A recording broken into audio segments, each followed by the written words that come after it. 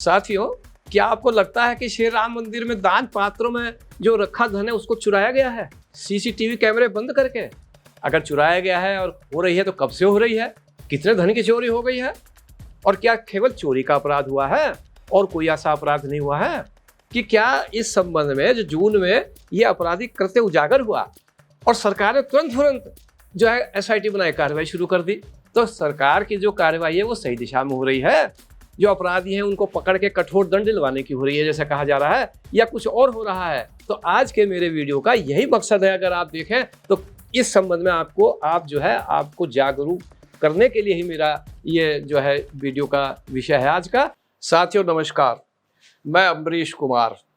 आज का विषय श्री राम मंदिर में जो आपराधिक कृत्य हुए हैं उसके संबंध में बड़ा गंभीर विषय है। और जो ये हमारे यहाँ जो जनमानस में विचारधारा चल रही है कि क्या सरकार के द्वारा इस संबंध में प्रभावी कार्रवाई ऐसी की जा रही है कि जो असल अपराधी हैं, चाहे वो कितने ही रसूखदार हो, वो नहीं बच पाएंगे। क्योंकि ये भी आवश्यक है कि वो ना बच पाए, क्योंकि ये जो है इससे हमारा समाज है देश विदेश में भी, उसके मन में बड़ी ठेस पहुंची है। और यदि इनको एग्जम्पलरी, जिसको कहना चाहिए एक नज़ीर जो बन जाए, ऐसा पनिशमेंट नहीं मिला तो भविष्य में इसका जो है बहुत ही गंभीर आघात हमारे जो मंदिर में जो चढ़ावा चढ़ाते हैं या कुछ है उन पर पहुंचेगा।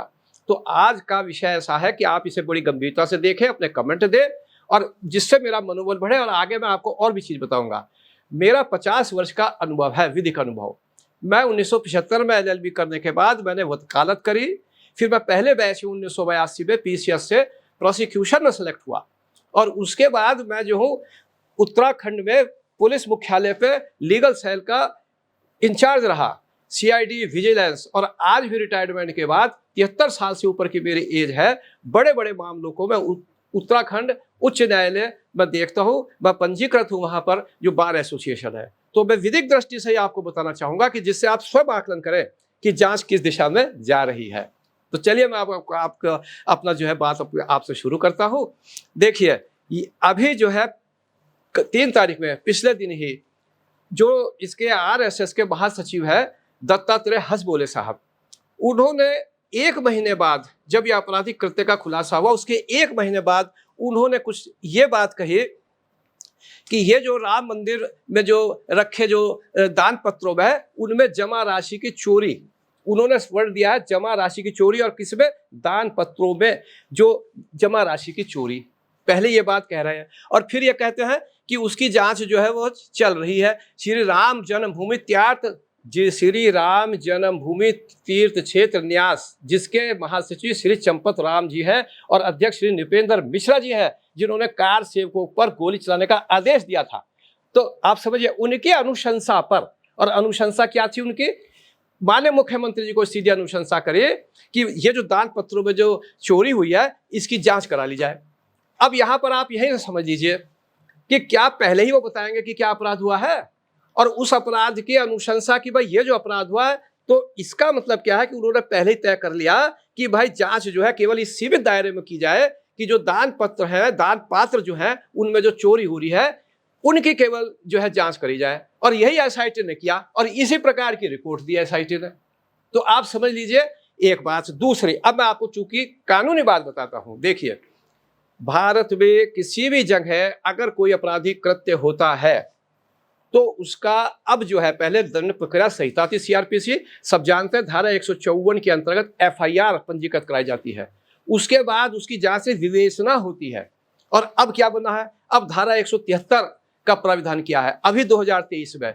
आप पढ़िए, भारतीय नागरिक सुरक्षा संहिता की धारा 173 का अध्ययन कीजिए और फिर आप खुद ही तय कर लीजिए कि यह हो क्या रहा है। उसमें लिखा है कि हमारे देश में कहीं पर भी कोई आपराधिक कृत्य हो तो किसी भी थाने के थाना अध्यक्ष को सूचना दी जा सकती है। किसी भी थाने के, यहाँ पर क्या है कि श्री राम जन्मभूमि थाना जो है वो अयोध्या में ही है, तो वहीं पर ही जो आपराधिक कृत्य हुए तो वहीं सूचना देनी चाहिए थी 173(5) में। एक बात। दूसरी बात, उसी में यह प्राविधान है कि अगर 3 वर्ष से अधिक सजा से दंडनीय संज्ञेय अपराध की सूचना मिलती है और वो 7 वर्ष से कम दंड से दंडित हो सकता है, तो उसमें केवल 14 दिन का विवेक दिया गया है थाना अध्यक्ष को कि वो पुलिस उपाधीक्षक या उससे वरिष्ठ अधिकारी की अनुमति से जांच कर सकता है। और जांच किस लिए होती है? देखिए, आप जांच और विवेचना में फर्क होता है। ये बड़ा चीज जो है, जो नहीं जानते भोले भाले हमारे जो साथी है, जो हमारे नागरिक हैं, उन्हें किसी तरह से भी आप बरगला लीजिए।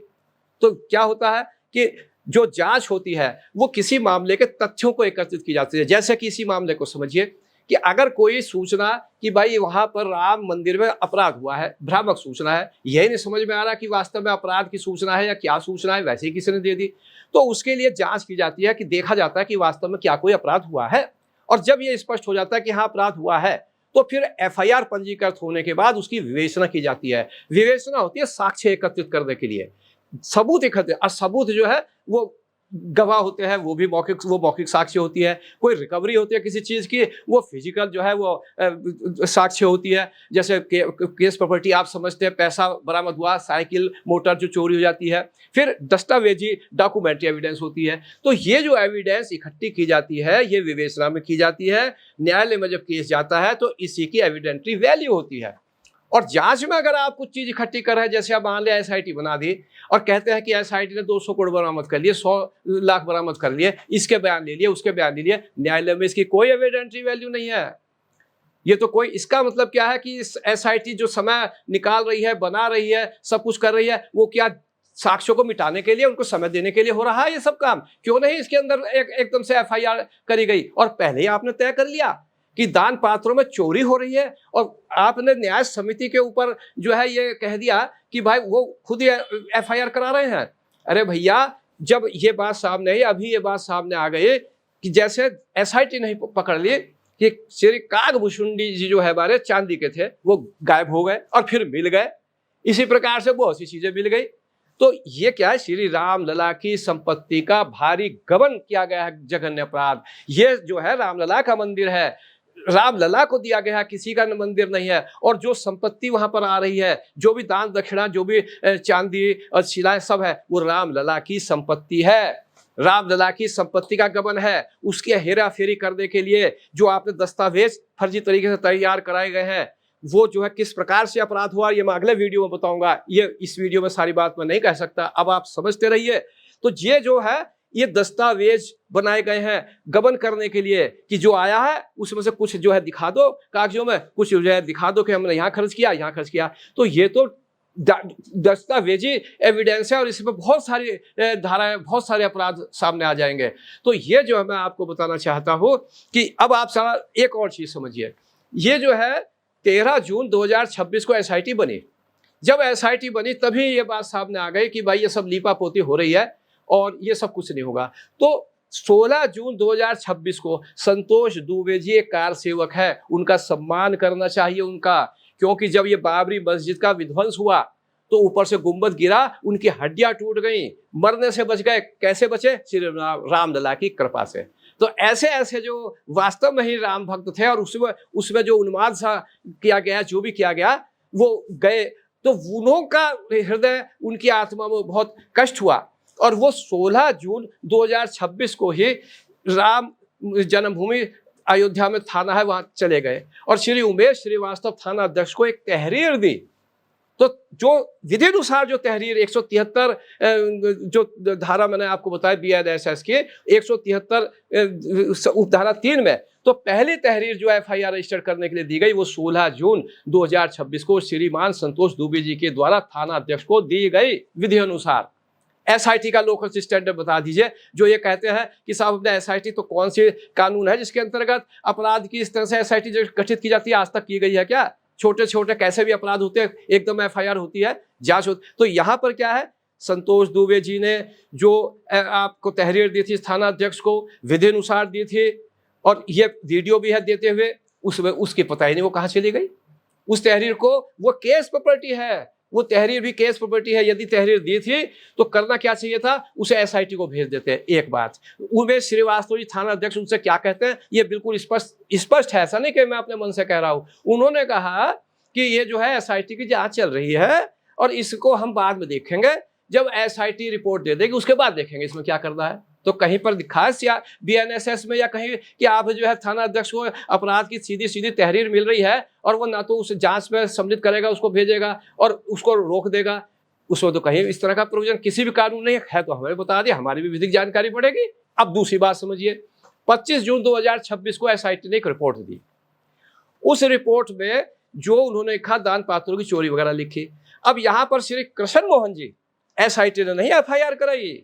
आप समझिए कितनी बड़ी बड़ी बात चली, यही मैं आपको इस वीडियो में बताना चाहता हूं, जो आपको कहीं नहीं किसी ने बताई होगी। कानून के जो बरी क्या है, आप समझिए किस तरह से जो विद्वान लोग लगे हुए ना, ये जो गबन वगैरह किया गया है, सब इसमें बड़े बड़े वकील और विद्वान किन किन से सलाह ली गई होगी कि भाई कैसे बचा जाए, क्योंकि तो पैसे कभी थोड़ा है। तो आप बताइए, श्री कृष्ण मोहन जी से एक एफआईआर ली 25 जून 2026 को, जब एसआईटी ने प्रारंभिक जांच की रिपोर्ट दे दी। अब कृष्ण मोहन जी कौन है, यह भी आपको जानकारी होनी चाहिए। इन चीजों को आप पकड़िए, समझिए। कृष्ण मोहन जी समिति के एक सदस्य हैं, वर्ष 2025 में ही सदस्य बने थे। एक सम्मानित सदस्य महोदय का निधन हो गया था, उनकी जगह रखे गए थे। अब एक वर्ष के अंदर इसका मतलब क्या अर्थ निकलता है, जो हम समझते हैं, कोई चीज है इन्फ्लुएंस भी निकलता है किसी चीज का, समझनी भी चाहिए कि 2025 में थोड़े समय पहले जब वो समिति में रखे गए, उन्हें दिखाई दे गया कि यहाँ तो बहुत बड़ा गबन या बहुत बड़ी गड़बड़ चल रही है, तो उनके आत्मा को कचोटा, उनको श्रद्धा से हम नमन करना चाहिए। उन्होंने इस बात को 6-7 जून में ही शायद उजागर करना शुरू कर दिया।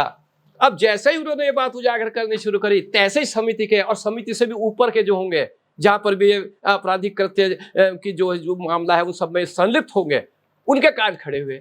उन्होंने कहा भैया कृष्ण मोहन जी ने अगर कोई एफआईआर दे दी, पता नहीं क्या क्या कौन जाएगा, तो पहले समिति से करा दो, समिति को पाक साफ कर दो। देखो भाई, समिति ने खुद ही इस अपराध की सूचना माननीय मुख्यमंत्री को दे दी। और फिर क्या हुआ, 25 जून 2026 को उन्हीं कृष्ण मोहन जी से एक और तहरीर ली गई है, उन्हीं कृष्ण मोहन जी से। इसका मतलब जो पहले कही थी वो सब छुपा दी गई, और तहरीर क्या ली गई उनसे तहरीर स्पष्ट रूप से ली गई जो एसआईटी ने निकाली। इसका अंदर एसआईटी ने क्या निकाल के लाई इतनी जांच करने के बाद, कहीं ये बरामद हुआ, कहीं वो सब छुपा गए।